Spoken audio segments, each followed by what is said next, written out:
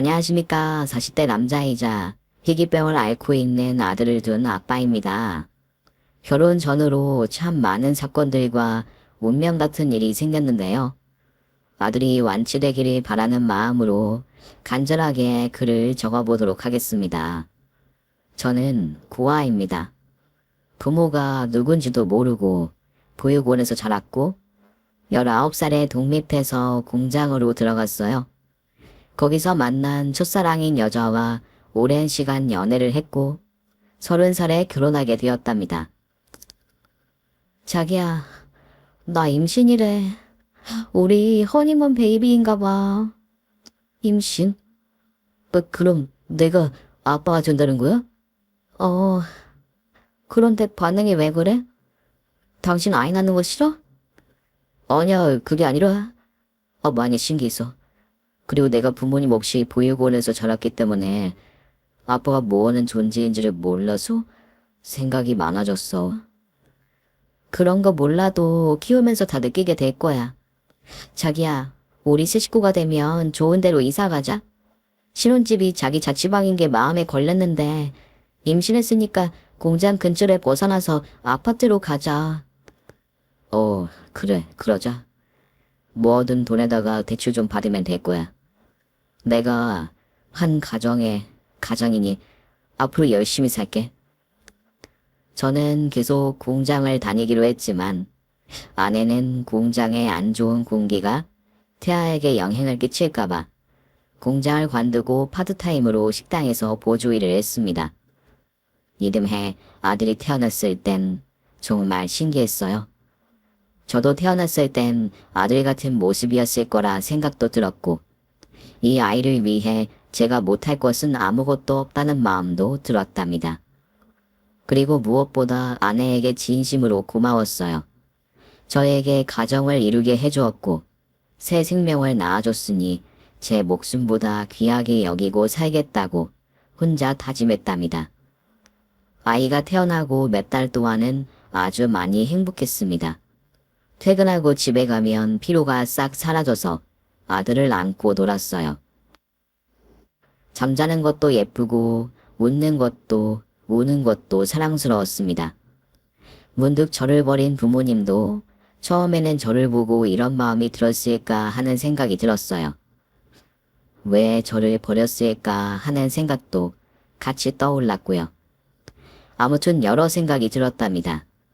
아내는 출산 후 육아에만 전념하기로 해서 일을 다니지 않았습니다. 저 혼자 공장에서 버는 돈으로 생계를 유지했어요. 그런데 새로 이사한 아파트 대출금과 생활비만 해도 거의 남는 돈이 없었어요.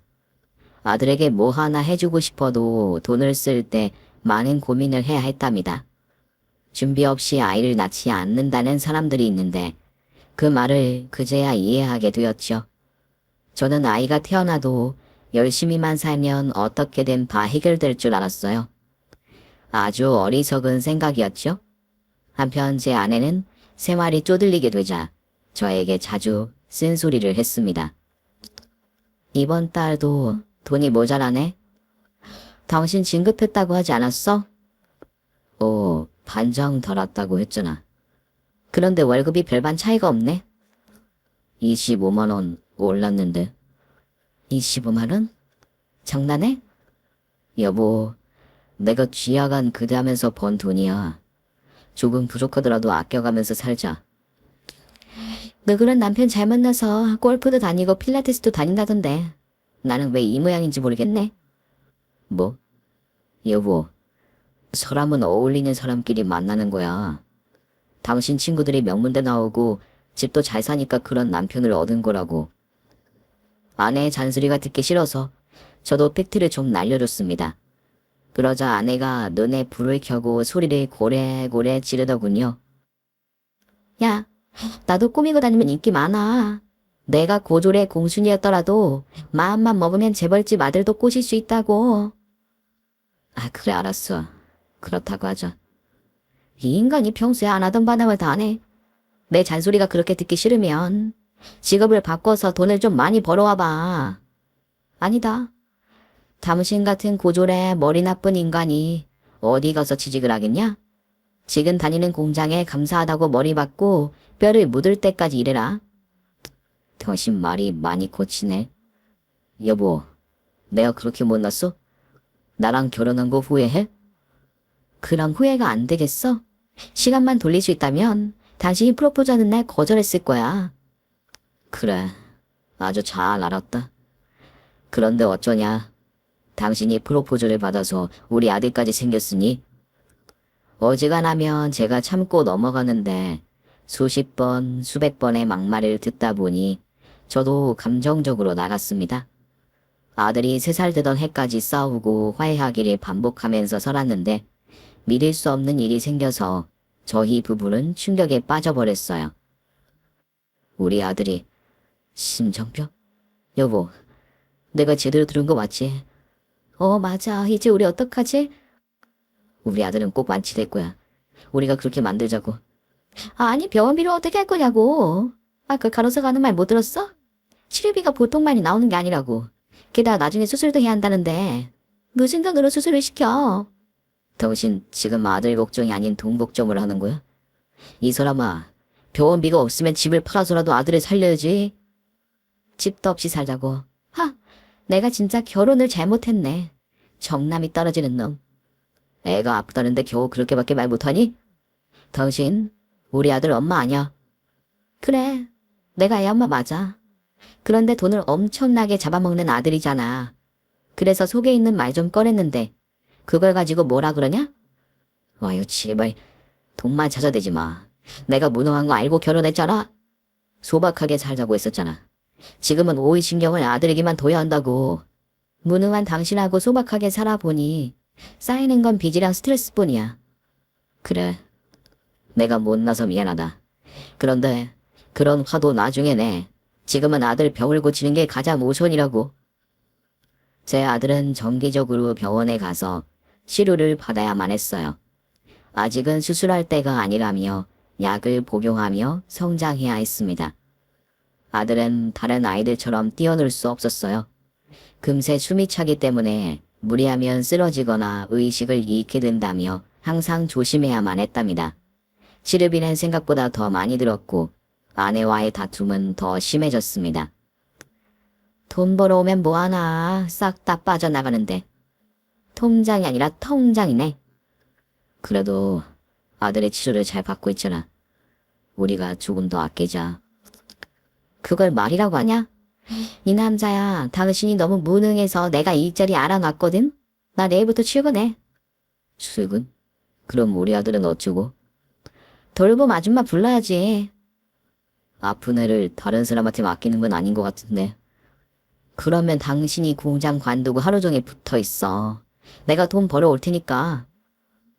아내가 그렇게 화를 내는 게 한두 번이 아니니 이번에도 제가 져주기로 했습니다. 미안해. 다 내 탓이야. 당신이 경제적으로 힘드니까 일을 알아봤다고 하니 속상하고 미안하네. 그래서 무슨 일을 하러 가는데? 보험 영업이야. 내가 어떻게든 돈 벌어서 아들 치료비랑 나중에 수술비까지 다 벌 거야. 그리고 우리 집도 꼭 지킬 거라고. 여보, 미안하고 고마워. 알면 잘 좀 해라, 이 한심한 인간아. 그렇게 아들은 돌봄 아줌마와 낮 시간을 보냈습니다. 다행히 아들이 조용하고 약을 먹지 않겠다고 떼를 쓰는 게 아니라서 아무 문제 없었습니다. 그런데 문제는 아내에게 있었어요. 보험 일을 한다더니 출근한 지 한 달 만에 외박까지 하더군요. 여보세요? 여보, 지금 어디야? 전화를 왜 이렇게 안 받아? 어디서 잠을 잔 거야? 지방에 고객이 보험된다고 해서 내려왔어. 내가 노는 줄 아니? 그래. 멀리까지 가서 고생이 많네. 아들은 내가 잘 보고 있어. 그래. 그런 거라도 잘해야지. 나 내일 들어갈 거니까 돌봄 아줌마한테 애 맡기고 출근해. 오늘도 안 들어온다고? 여보, 너무 무리하는 거 아니야? 당신이 돈을 잘 벌어왔어, 봐. 내가 이러고 있나. 아무튼 내일 들어가는 줄 알고 끊어. 아내는 보험 일을 하면서 자주 외박을 하더군요. 혹시 바람이라도 난 건가 싶어 아내의 핸드폰을 몰래 보았는데 다행히 남자가 있는 건 아닌 것 같았습니다. 그런데 얼마 뒤에 금목걸이를 하나 가지고 집에 들어왔어요. 여보, 이 금목걸이는 뭐야? 옥도 달렸네? 비싸 보인다. 보는 눈은 있어가지고. 나 보험왕대에서 상으로 받았어. 어때? 나 대단하지? 진짜 대단하네. 수고 많았어. 그럼 다음 달 우리 아들 병원비는 당신이 내줄 수 있는 거야? 얼씨구, 가장이라는 놈이 한심한 소리 만들어 놓네. 그래, 내가 낼게. 됐냐? 미안해. 고맙고. 나니까 당신 같은 남자랑 살아주는 거야. 그러니까 내가 외박을 하든 말든 신경 쓰지 마. 또 그렇게 전화수 따지면 진짜 집을 나가버릴 줄 알아. 할 말이 없던 저는 그냥 참고 사과만 했습니다. 가끔 외박할 때마다 전화를 하면 짜증내면서 돈 버느라 바쁘니 끊으라고 하더군요. 정작 아들 병원비에는 한 푼도 내지 않으면서 말이죠. 그런데 2달 뒤에 아내가 연락도 안 되고 집에도 들어오지 않았습니다. 바로 경찰서로 가서 신고했더니 경찰관의 전화는 받더군요. 경찰은 대화를 주고받더니 저에게 일러주었습니다. 아내분이 집에 돌아가지 않겠다고 하던데요. 결과하다가 이혼하실 생각이라는데요. 네. 그게 무슨 뚱딴지 같은 말입니까? 저만 아내 가족이 아니라 저희한테는 아들이 있어요. 아들을 버리고 집을 나갔다는 거예요? 아내분이 연락하고 싶지 않다니까 저희로서는 해결해 드릴 수 없습니다. 아무튼 아내분의 의사는 그렇다고 하니까 추후 연락을 받고 해결하세요. 정말이지 기가 막히고 어이가 없었습니다. 저를 두고 집을 나갔다면 이해는 하겠지만 아픈 아들을 두고 떠난다니 진짜 어처구니가 없었어요. 또 돈 번다고 나돌면서 한 번도 생활비나 아들 병원비를 내지도 않았습니다. 자식 버리고 집 나간 여자라는 걸 확실히 알게 되니 저도 오만정이 떨어져 당장 이혼이라도 하고 싶었어요. 아내는 전화번호를 바꿔서 연락할 방법이 없었습니다. 경찰서에서는 알려주지 않으니 다른 방법이 없어 연락이 올 때까지 기다려야 했죠. 2년이 지나는 동안 어디서 뭘 하고 사는지 모르고 아들과 둘이 지냈답니다. 돌봄 아주머니가 아들을 잘 봐주셔서 제가 마음 놓고 공장에서 일을 했고 퇴근 후에는 아들을 품에 안고 한시도 떨어지지 않았죠. 세월은 조금 흘러 아들이 유치원에 갈 나이가 되었어요. 병원 치료를 정기적으로 잘 받아서 크게 아프지 않고 잘 버텼습니다. 그러던 어느 날 공장에서 퇴근하고 유치원에 아들을 데리러 가는 길에 어떤 할머니가 길에 쓰러진 걸 발견했어요. 일단 숨을 쉬는지 코에 손에 가져다 댔는데 호흡이 없었습니다. 그래서 119 버튼을 누르고 스피커폰으로 돌린 뒤 심폐소생술을 시작했어요. 길에 할머니가 쓰러지셨어요. 호흡이 없어서 심폐소생술을 하고 있습니다. 빨리 좀 와주세요. 바로 구급차를 보내주겠다는 대답을 듣고 계속해서 할머니의 가슴을 눌렀습니다. 이윽고 할머니가 콜록거리더니 숨을 쉬더군요. 할머니, 정신이 드세요? 아이고, 여기가 어디야? 이보시오, 내가 쓰러졌던 거요? 네, 지나가다가 할머니가 쓰러진 걸 발견했어요. 저기 구급차 오네요. 병원 가서 치료받으시면 될 것 같아요. 저기, 이름이랑 연락처 좀. 아닙니다. 제가 지금 바빴어요. 그럼 건강하게 지내세요. 저는 다시 유치원을 향해 달렸고 아들을 무사히 집에 데리고 왔습니다. 몇 달 건강하게 지내던 아들은 조금씩 상태가 안 좋아지는 게 눈에 띄게 보였어요. 그래서 병원에 가서 진료를 받았는데 아무래도 수술을 해야 할 것 같다고 했습니다. 현수 보호자님, 심장 외부 내부 교정 수술을 해야 하겠어요. 그리고 나중에는 심장 판막도 수술을 해야 할 겁니다. 좋아지고 있다고 하셨잖아요. 그런데 수술을 해야 할 정도로 안 좋아진 건가요? 네. 그랬는데 심장병이 언제 어떻게 될지 모르니 수술을 하는 게 좋을 것 같습니다. 아들이 버틸 수 있겠죠? 저희는 최선을 다할 겁니다. 그것만 명심해 주세요.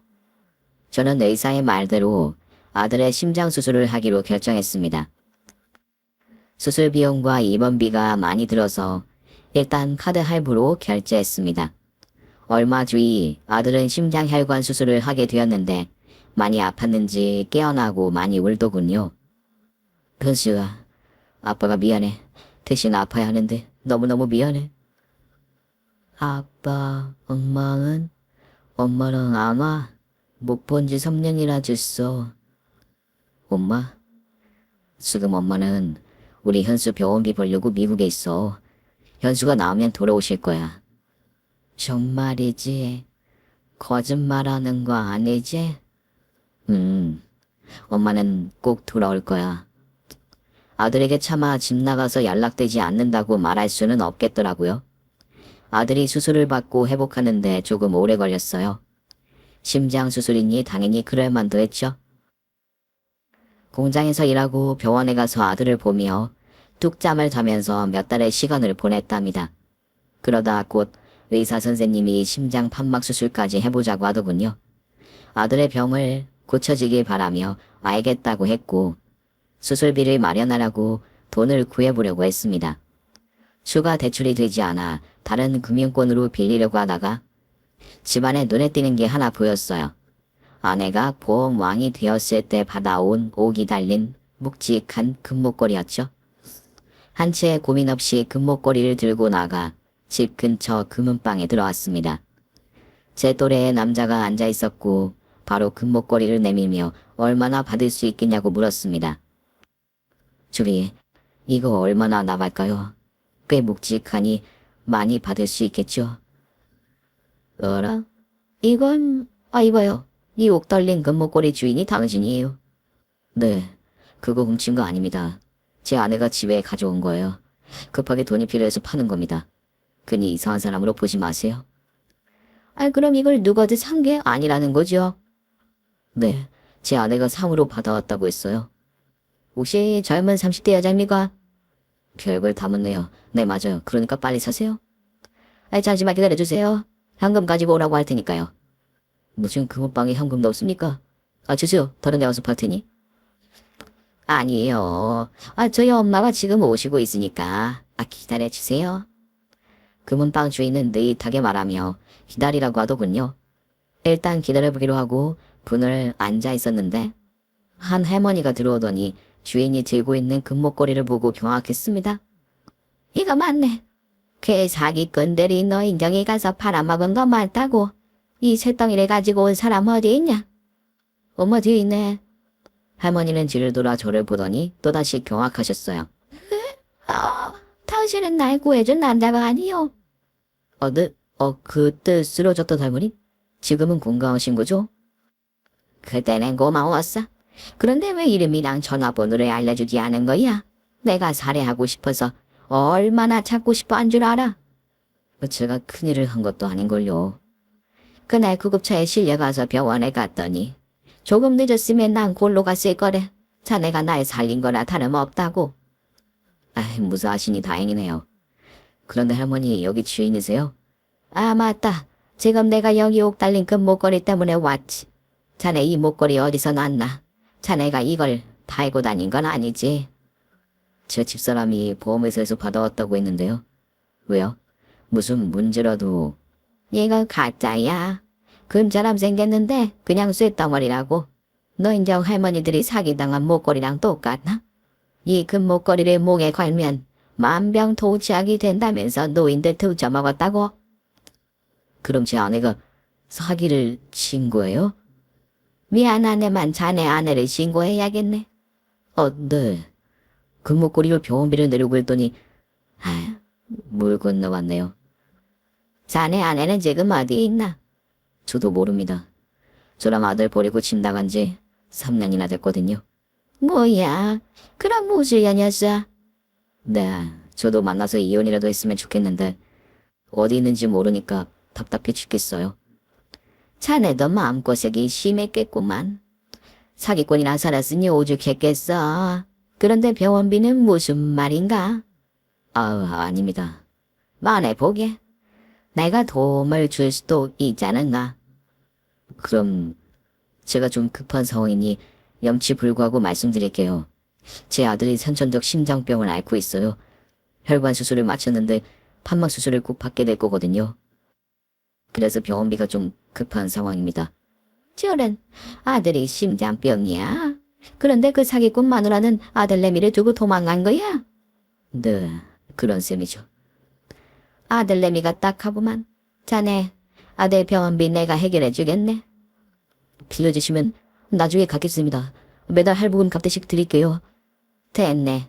난 돈 많아. 이런 금은방에 2개에다 상가 건물도 하나 있다고. 자네가 날 살려준 은인이니까 내가 자네 아들 수술비 정도는 선물로 줄 수 있어. 오, 고맙습니다. 명척지만 도와주신다면 감사히 받을게요. 그럼 조금 급해서 그런데 바로 주실 수 있나요? 자네 아들이 진짜 아픈지 2눈으로 보고 병원 가서 직접 내주지.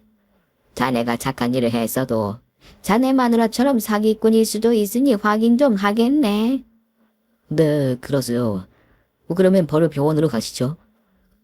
저를 사기꾼으로 의심하는 건 전혀 기분 상하지 않았어요. 머릿속에는 온통 아들 생각뿐이었으니까요. 이윽고 병원에 도착해 이만한 아들을 본 할머니는 군말 없이 병원비와 수술비를 내주셨습니다. 아이고, 딱해라. 자넨 공장에서 일한다고 했지? 혼자 일하랴 애보랴 힘들겠구만. 아닙니다. 부모니까 당연히 해야 할 일을 하는 것뿐이에요. 할머니, 도와주셔서 진심으로 감사합니다. 그럼 자네 내 부탁 들어주지 않겠나? 나랑 일을 같이 하나 해보자고. 네? 무슨 일이요? 할머니는 저에게 바로 공장을 관두고 일을 시작하자고 하셨습니다. 저에게 더 많은 월급을 주시겠다고 하니 주저하지 않고 그만두었죠. 한편 공장에서는 제가 나가든지 말든지 별 관심이 없더군요. 10수년을 다녔는데 조금 서운하더라고요. 아무튼 며칠 뒤 아들이 심장 판막 수술을 성공적으로 받게 되었고 회복할 시간을 가지게 되었어요. 낮에는 할머니와 일을 하고 밤에만 아들 옆에 있어줬습니다. 할머니가 붙여준 돌봄 아주머니가 계셔서 걱정을 내려두고 일을 시작할 수 있었어요. 첩보가 들어온 곳이 바로 여기 대구야. 제 마누라랑 상간남 둘이 아직도 활개치고 다닌다고요? 그네, 피해자들만 해도 100명이 넘어. 그것들이 목표 금액을 달성하면 아마 해외로 도주할 거야. 경찰서에 제 마누라를 신고했는데 기다리는 게 낫지 않을까요? 그랬으면 내가 자네를 고용했겠나? 경찰들은 진작에 자네 마누라 얼굴과 신상을 알면서도 기다리라는 말만 했다고. 그랬죠. 맞다. 그럼 우리가 꼭 잡아요, 할머니. 대구에서 제일 큰 노인정부터 가자. 벌써 다녀갔을 수도 있으니까 빨리 움직이자고. 네, 시작해요, 할머니. 저와 할머니는 대구의 한 동네를 찾아 노인정을 방문했어요. 금목걸이를 판 커플을 보았냐고 물어봤는데 아무도 모른다고 하더라고요. 저희는 무작정 노인정을 돌면서 금목걸이 사진과 제 아내 사진을 보여주며 찾아다녔습니다. 그런데 서울에서 왕서방 찾는 것만큼이나 무모하고 힘든 일이었어요. 할머니, 저 병원에 가려면 지금 기차 타고 가야 하는데요. 내가 연락했네. 다른 돌봄 아줌마랑 교대하면서 자네 아들을 봐줄 걸세. 며칠 동안은 영상 통화만 하고 여기 대구에서 머물자고. 네? 네. 알겠습니다. 할머니는 당신의 친구들의 돈을 사기친 제 아내와 공범인 상간남을 반드시 잡아야 한다며 몇 날 며칠을 돌아다녔습니다. 맨땅에 헤딩하는 게 바로 지금 저희가 하는 행동이었죠. 사기꾼 커플이 대구에 있다는 첩보 하나로 노인정 모든 곳을 다 돌아다니고 있으니 정말로 무모했습니다. 여러 곳을 돌다가 지쳐서 할머니와 둘이 길바닥에 앉아 햄버거를 먹고 있었습니다. 할머니, 이거 가지고 식사가 되겠어요? 충분하지? 우린 빨리빨리 움직여서 너희가 한 곳이라도 더 돌아야 해? 네, 알겠어요. 언젠가는 잡히겠죠. 햄버거를 우걱우걱 먹던 중 제 눈에 한 노인이 들어왔습니다. 할머니, 찾았어요. 옥달리 금목걸이 저희 할아버지가 채고였다고요. 어디? 대단해. 어서 가서 물어보자고. 저와 할머니는 달려가서 할아버지를 붙잡았습니다. 이봐요. 이 목걸이 어디서 샀습니까? 이 원전이 뭐 하는 거야? 이 얼마짜리인 줄 알고 눈 또 왜 들여? 300만 원 주고 사셨죠. 아니, 400만 원. 이 사기꾼 놈들이 가격을 올렸네. 간도 큰 것들이야. 이보시오, 이거 가짜예요. 금이 아닌 쇠라고요. 옥도 1,000원짜리 중국산이라고요. 이것들은 지금 뭐 하자는 거야? 내 목걸이에 관심 있는 모양인데 니들한테 팔 생각 없으니까 꺼져. 이것만 잡아오시면 종력이 수산하다고 해서 난 이제 곧 정춘의 시대로 돌아가 여자들을 호리고 다닐 거야. 진짜 별소리를 다 해가며 사기를 쳐먹었네. 할아버지 알았어요. 정춘으로 돌아가든지 말든지 알아서 하고 그 목걸이를 어디서 누구한테 사신 건지만 알려줘요. 안 돼. 이건 소문나면 너도 나도 살 거 아니야. 이런 건 혼자만의 비밀로 간직해야 해. 이걸 팔 사람이 싼값에 판 거라고 비밀로 하랬단 말이야. 노인의 말이 통하지 않았습니다. 그래서 할머니가 목걸이를 힘으로 잡아당기니 툭 끊어졌어요. 그리고는 치아로 금목걸이의 도색을 긁어내니 쇠가 보였습니다. 이래도 믿을 거예요? 이가 같다라고요. 우리 사기꾼들 잡으러 온 사람들이란 말입니다. 그것들이 활개치고 다니는 걸 막아야 해요. 그놈들 어디에 있습니까? 뭐야? 그만이었어. 내건 내 400만 원 이런 빌어먹을 그럼 솟아오르는 힘을 얻을 수 없단 말인가? 이봐요. 우리가 그것들 잡아서 돈 받아줄 테니까 어디서 사는지만 말해줘요. 종자 노인 좀 거기서 샀어요. 그러면 거기서 팔고 어디로 간다고 말은 안 하던가요? 나도 몰라. 그런 날에 정력을 쓸 수 없게 되는 것인가? 이 나이 70에 정력을 써보는 것이 소원이었는데 다 구라였다니. 저와 할머니는 노인을 진정시키고 다시 말을 물었습니다. 저기 어르신, 사기꾼들이 어디로 갔을까요? 뭐 들은 거 없으신가요? 생각해보니까 그 사기꾼 부부가 속삭이던 말이 기억나. 그게 뭐죠? 실버타운. 분명히 그렇게 말했어. 실버타운 가면 돈 많은 사람들이 많을 거라고. 실버타운이요? 그럼 혹시 어르신이 다니는 노인정에서 제일 가까운 실버타운이 어디에 있나요? 바로 저기 뒤에 있네. 저와 할머니는 뒤를 돌아보며 실버타운 건물을 확인했습니다. 바로 그리로 달려가는데 사기당한 노인도 따라오더군요. 나도 같이 가. 그것들한테 사기당한 돈을 돌려받아야겠어. 이봐요. 우리가 잡을 테니까 좀 빠져 있어요. 할머니 아니에요. 오히려 더 좋을 수도 있어요. 저한테 방법이 있습니다. 저는 계획을 줄줄이 말하고 곧 실버타운까지 함께 뛰어갔습니다. 건물 안에는 들어가지 못했는지 야외 휴게실에 어르신들이 옥 달린 금목걸이를 구경하고 있더군요. 어르신들, 이 옥으로 말씀드리자면 의자왕이 속옷에 달고 다닌 옥입니다. 남자들은 이 초록색 옥을 달린 금목걸이를 몸에 지니고 다니면 펄떡 일어나는 효과를 보실 겁니다. 자, 제 앞에 남자가 젊은데 일단 테스트를 보여드리죠. 자기야, 목걸이 걸어봐. 사기치는 시법도 참 기가 막히더군요. 상간남은 목걸이를 목에 걸자 바지의 앞섭이 불룩 튀어나왔어요. 그러자 남자 노인들은 박수를 치며 좋아하더군요. 이 남자는 젊어서 효과가 바로 나왔어요. 어르신들은 딱 한 달만 차고 있으면 바로 효과가 일어날 겁니다. 그거 얼마요? 나 하나 줘요. 실버타운 할아버지를 꼬셔야겠구만. 나도 하나 줘요.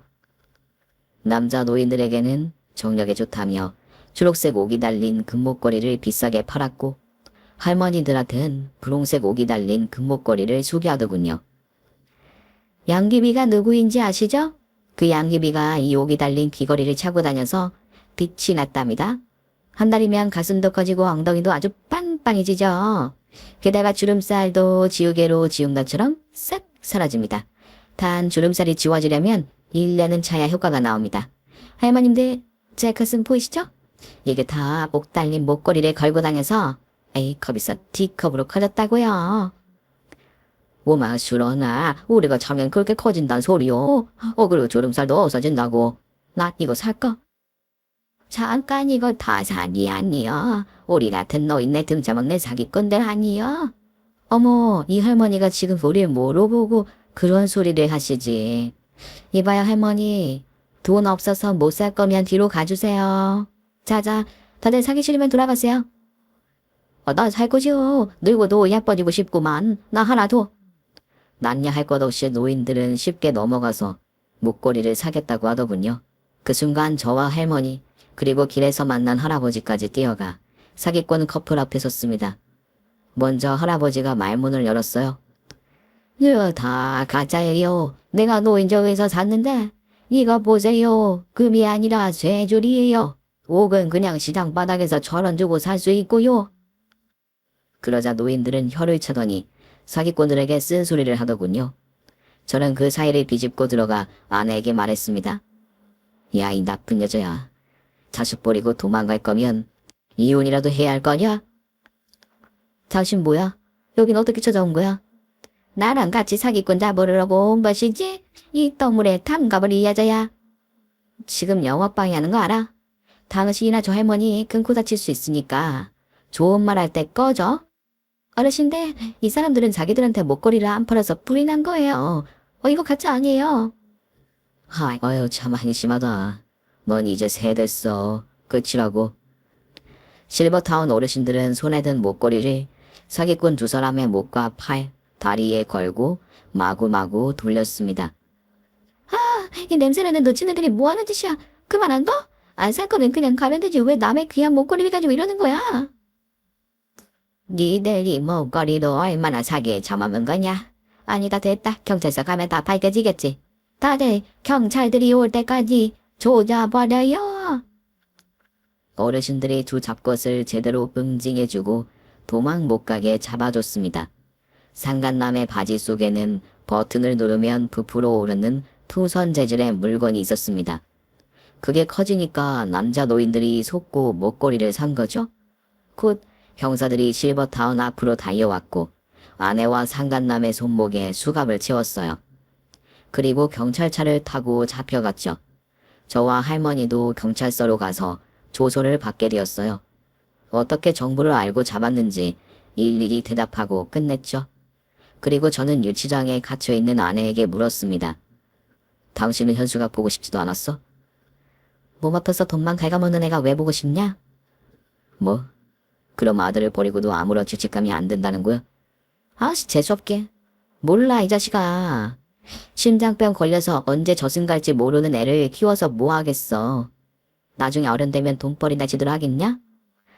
아마 나랑 당신만 개고생하면서 살게 될걸? 그래서 일찌감치 정 떼어버리고 집 나온 거야.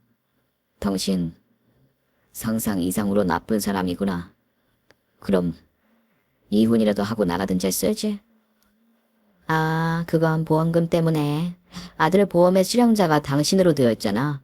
보험금을 당신이 내고 있기도 하고. 그래서 이혼하면 소송을 내도 못 받으니 혼인 상태로 둔 거야. 아들 보험금을 나눠 가지지 않고 당신 혼자 처먹을 것 같아서 이혼 안 한 거야. 뭐? 보험금을 나눠 가지겠다고 이혼을 안 했단 말이야? 저는 상상도 못한 대답을 듣고 격분하고 말았습니다. 넌 엄마 자격이 없는데다 잔인하고 무서운 여자야. 현명한 거지 이 멍청한 놈아. 난 돈 나올 구멍은 뭐든 열어놓고 있기 때문에 아주 현명한 결정을 내린 거야. 아들놈은 금방 저 세상 갈 줄 알았는데 올해도 잘 버티네. 이럴 줄 알았으면 그냥 이혼할 걸 그랬어.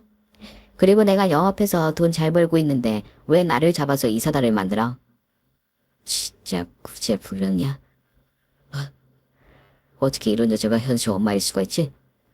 나도 그게 싫어. 당신이랑 결혼한 것도 싫고 심장병 걸려서 돈 갉아먹는 아들놈도 싫다고. 그래서 엄마 때려치우고 살겠다는데 왜 찾아내고 난리야. 억울해. 사기친 돈 안 쓰고 모아서 해외로 날라버리려고 했는데 다 틀렸어. 조합 쓰레기 같으니라고. 당신은 해외가 아니라 감옥에서 푹 썩다가 나와서 청벌받으면서 살게 됐고야. 순진한 놈아. 감옥 가면 사기꾼들 천지야. 여러 노하우 배우는 학교에 들어간다고 생각할 거야. 진짜 미친 여자네. 이렇게 돈에 환장한 여자가 왜 공장을 다녔고 나랑 결혼한 건지 의문이다. 그래, 학교에 들어간다고 생각하고 감옥에서 푹 썩어봐라. 아들에게 당신이 한 말에 모두 전할 거야. 당신을 평생 미워하게 할 거라고. 그러든지 말든지. 내가 먼저 버렸는데 왜 지랄이야. 다 끝났으니까 좀 꺼져. 저는 상상 이상으로 정신에 큰 문제가 있는 아내를 두고 돌아섰는데 할머니가 제 어깨를 툭툭 치더니 뭔가를 들고 유치장 앞으로 다가갔습니다. 얘따 받아라. 방금 청소 아줌마가 걸레를 빤물이다. 맛이 어떠냐? 와, 이 미친 할머니는 또 뭐야? 네 남편 엄마다. 뭐? 엄마? 그래, 이 카라 마시려나. 내가 네 남편 엄마다. 나 엄청 불안해서 아들이랑 손자랑 오순도순 잘 살 거다. 넌 감옥에 참바닥에서 잘 지내라. 그 안에서 태자버리면 더 좋고. 그럼 우린 간다. 야, 니네 두고 봐. 내가 출사하면 절대로 가만 안 둬. 저는 할머니의 음징에 웃음이 절로 나왔습니다. 저희는 다시 병원으로 돌아갔습니다. 현수야, 괜찮아? 이제 안 아픈 것 같다. 그래, 다행이다. 이젠 좋아질 거야. 정기적으로 병원에 와서 검사만 잘 받으면 건강하게 지낼 수 있을 거래. 여기 계신 할머니한테 인사해. 현수 병원비랑 수술비를 내주신 감사한 분이야. 안녕하세요. 할머니 고맙습니다. 아이고, 현수가 참 예쁘게 생겼네. 앞으로 아프지 말고 씩씩하게 자라야 한다. 할머니가 옆에 있어서 아들이 조금 더 환해진 것 같았습니다. 아빠, 그런데 엄마는 나 아픈 거 나오면 돌아온다며 아직도 미국이래? 그 질문에는 대답하기 어렵더라고요. 그래서 그냥 씩 웃고 말았습니다. 아들이 퇴원하는 날 할머니가 와주셨어요. 제가 여러 도움을 줘서 고맙다며 집으로 초대해 주셨어요. 우리 집 좋지? 네, 엄청 넓고 좋네요. 현수야, 너도 좋지? 네, 이런 집은 처음 봐요. 마당도 있고 나무도 있고 집안에서는 축구도 할 수 있을 것 같아요. 여기서 살고 싶니? 아니요.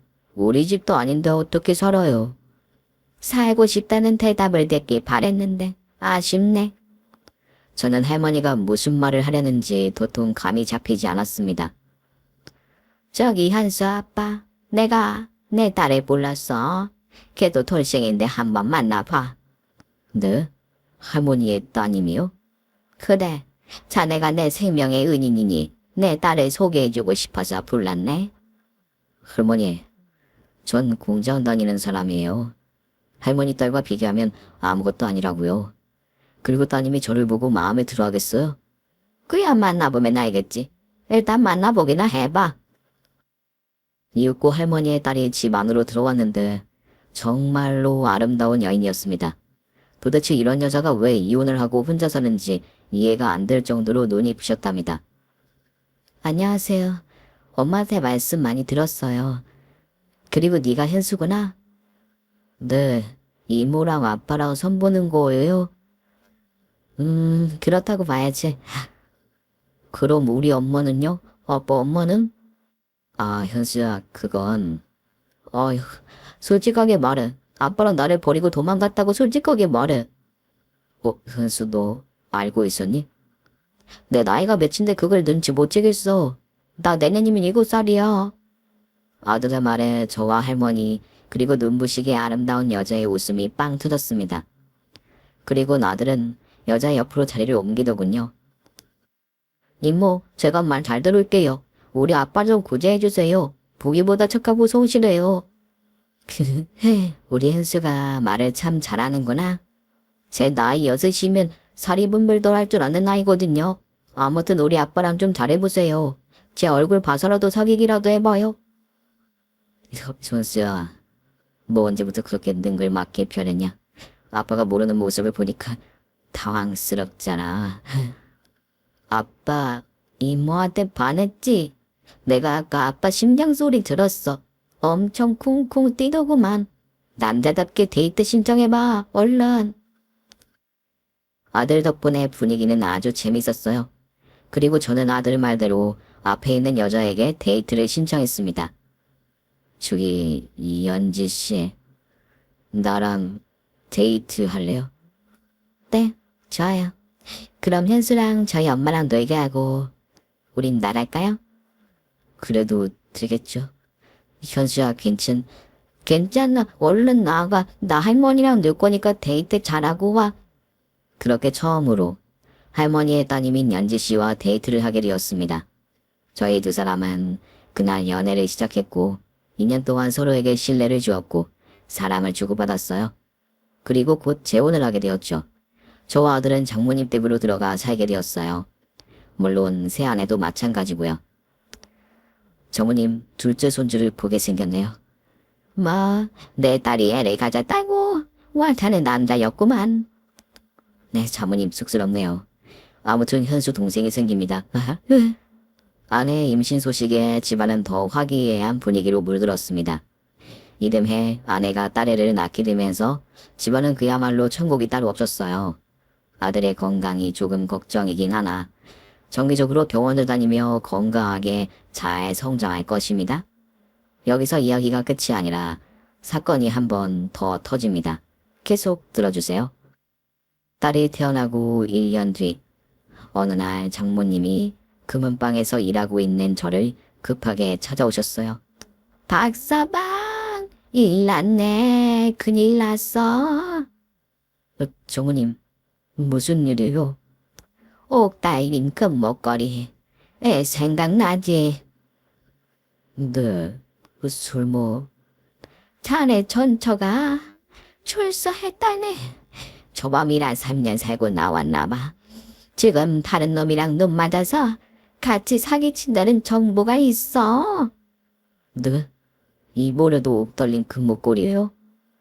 아니, 옥달린 반스에 금칠해서 판다는데 당연히 가짜겠지. 어제 내가 다니던 노인정에서 사고 치고 갔나 봐. 다들 전에 사기친 사기꾼인지 몰라본 모양이야. 에이, 그 마말 여자 같으니. 사모님, 출동하시죠. 그래, 첩보가 들어왔어. 제주도로 날아가야 할 것 같네. 저와 장모님은 바로 비행기 티켓을 끊고 제주도로 날아갔습니다. 첩보가 들어온 제주도의 한 사이비 교회로 찾아갔더니 아내와 처음 보는 남자가 마이크를 잡고 물건을 팔고 있더군요. 이 옥달린 금 팬티를 입으십시오. 저와 제 남편은 이 금 팬티를 입고 신과 영접했습니다. 대화를 나누고 포옹하고 뺨까지 서로 어루만졌죠. 이 우리가 신과 영접하게 된 것은 바로 이 금 팬티 덕분입니다. 아무에게나 팔지 않는 이 금 팬티 딱 30장만 가지고 있습니다. 더는 생산되지 않을 것이고 이걸 가진 사람들만이 신과 영접할 수 있습니다. 이 금 팬티는 그런 팬티입니다. 신과 영접할 수 있는 특혜를 누릴 수 있는 그런 금 팬티인 것입니다. 믿습니까? 믿습니다. 저 하나 사겠습니다. 얼마입니까? 신과 영접하는데 돈을 매길 수 없지만 단돈 10,000,000원만 받겠습니다. 이건 어디서도 구할 수 없는 귀한 작품이니 여러분들께만 기회를 드리겠습니다. 자, 금팬티 노래 한번 가겠습니다. 시내 만나고 싶으면 하지. 빨다 금팬티. 다같이 빨다 금팬티. 저도 사겠습니다. 저는 두장 사겠습니다. 신과 영접하여 우리 식구들 모두 건강하게 오래오래 살 수 있도록 부탁을 드리고 싶습니다. 저는 장가가고 싶습니다. 쉽게 부탁드리고 싶습니다. 아, 장가를 가고 싶다고요? 이 금팬티를 입으면 당신의 사이즈는 많이 늘어납니다. 믿습니까? 믿습니다. 정말이지 눈 뜨고 봐주기 힘들더군요. 이런 허접한 멘트로 사기치는 것도 웃겨 죽겠는데 이걸 큰돈 주고 사겠다는 사이비 교인들이 있다는 게 더더욱 웃기더군요. 전처는 노인정, 실버타운, 종교단체까지 돌면서 옥 달린 금팬티를 팔아 큰 돈을 벌었답니다. 하지만 저와 장모님한테 걸렸으니 이제 그 짓도 끝이 나게 되었죠. 이 사기꾼아, 하다 신까지 팔아가면서 사기를 치냐? 금먹거리에서 지나한 사기가 금발 쓰냐? 저와 장모님은 다시 봐도 어이가 없었습니다. 순진하거나 뭔가에 잘 믿는 사람들에게 등쳐먹는 짓을 하니 진짜 악질 같아 보였어요. 당신 출사하고 한다는 게 옥 달린 금팬티야? 왜 옥 달린 브래지어는 없는 거냐? 저것들이 여긴 또 왜 어떻게 찾아온 거야? 여러분, 이곳에 사탄이 들어왔습니다. 저 두 사탄을 몰아내고 금팬티로 한마음이 듭시다. 교인들은 저희 둘을 돌아보더니 벌떡 일어나더군요. 그런데 그 순간 저희가 신고한 경찰들이 사이비 교회 안으로 들어왔습니다. 두 사기꾼을 체포하자 모두 금팬티를 집어 던졌죠. 아, 보네. 내가 저 인간들 때문에 별을 두 개나 달게 생겼잖아. 당신 이불에 들어가면 3년 이상 써볼 거야. 가서 공부 좀 제대로 해. 겨우 옥 달린 금팬티가 뭐냐. 좀 그럴싸한 걸 배워서 나오라고. 닥쳐. 니들만 아니었으면 내가 다 팔아먹고 해외로 떴을 거라고. 그런데 마음대로는 안 되지. 당신은 계속 벌을 받게 될 거야. 다음에 또 출소하면, 그때 또 사기를 치고 있다면 나와 장모님이 반드시 찾아내서 잡을 거야. 알겠냐? 이 시궁창년아. 아, 내 인생 망했네. 저 곰돌이 개자식만 아니었어도 내가 이렇게나 안 살았을 거야. 내 아들 현수는 벌써 당신을 잊었더라. 새엄마랑 아주 잘 지내고 있어. 현수가 누군데? 뭐? 참나 이 미친 여자가 제대로 돌았네. 그래, 기억하지 않는 게 훨씬 낫겠다. 감옥에 잘 가라. 내 인생 마친 대가를 꼭 치르게 해줘 있어. 저 쓰놈들아 좀 살살 봐. 곰돌이 할망구. 니를 내가 꾹꾹 쌀 거야. 전 저와 공범인 상단남은 쇠고랑을 차고 잡혀 들어갔습니다. 저와 장모님은 제주도에 온 김에 둘이 여행하기로 했어요. 박서방, 한라산 정상에 올라오니 어땠나? 아, 너무 좋아요. 박서방 고맙네. 뭐가 고마워요? 내 딸하고 잘 살아줘서, 그리고 두 아이의 훌륭한 아빠가 되어줘서 고맙네. 그래요. 저도 감사합니다, 장모님. 뭐가 고마운데. 갈 길이 잃고 방황하는 저를 바로 잡아주셨잖아요. 그리고 제 아들을 살려주셨고요. 그리고 연재를 저에게 주셨지 않습니까? 자네가 날 구해줬을 때 이미 머릿속에는 자네가 내 사위였네. 고맙습니다, 장모님. 저와 장모님은 사흘을 더 제주도 여행을 하고 집으로 돌아갔어요. 아들과 아내는 왜 저희끼리 여행을 다녀왔냐고 볼멘 소리를 하였죠. 그래서 딸애를 저와 장모님께 맡기고 아들 현수와 아내가 둘이서 여행을 떠났답니다. 사람이냐는 아무도 모른다더니 이렇게 제 인생이 완성되었네요. 지금도 처가에서 장모님과 아들, 딸과 함께 지내고 있고 아내의 오빠인 처남은 늦장가를 가서 신혼을 잘 보내고 있습니다. 하늘이 맺어준 그릇들과 행복한 요즘이라 과거의 이야기를 아무렇지 않게 쓸 수 있게 되었네요. 저의 사연으로 많은 재미를 받으셨길 바라며 물러가겠습니다. 경청해주신 분들에게 감사드립니다. 모두 안녕히 계세요. 오늘 준비한 사연은 여기까지입니다. 재미있게 들으셨다면 구독과 좋아요, 알림 설정까지 눌러주세요. 그럼 저는 다음 사연으로 찾아뵐게요. 오늘도 건강하고 행복하세요.